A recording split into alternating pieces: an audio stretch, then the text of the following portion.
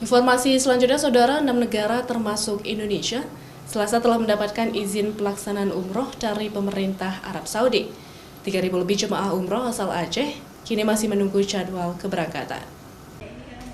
Pemerintah Arab Saudi mengizinkan kembali pendatang dari 6 negara termasuk Indonesia dapat masuk langsung tanpa harus transit di negara ketiga.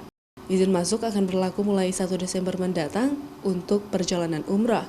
Selain Indonesia, 5 negara yang diizinkan kembali masuk ke Arab Saudi yakni Pakistan, Brasil, Vietnam, Mesir, dan India.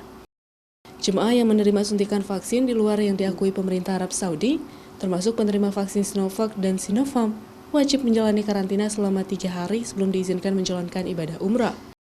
Kabit Penyelenggaraan Ibadah Haji dan Umroh Kanwil Kemenak Provinsi Aceh Arijal bersyukur bahwa Indonesia khususnya Aceh masuk ke dalam salah satu negara tersebut.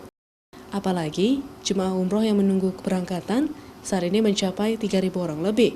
Memang mereka sudah mengizinkan untuk pelaksanaan umrah, tapi PPIU kita belum ada yang berani melaksanakan umrahnya karena memang untuk saat ini dipusatkan satu pintu saja. Kemarin hanya boleh dilakukan dari Cengkareng, dari Soekarno-Hatta. Sehingga apalagi orang Aceh sampai ini PPIU-nya belum melapor ke kami bahwa belum berani memberangkatkan calon jamaah umrah yang hari ini menurut laporan mereka kemarin itu sudah mencapai 3.000 orang yang siap terbang.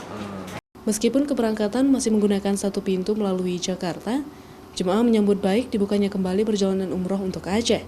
Selain itu, penerapan prokes ketat seperti PCR juga akan dilakukan saat keberangkatan nantinya. Syahril, Kompas TV, Banda Aceh.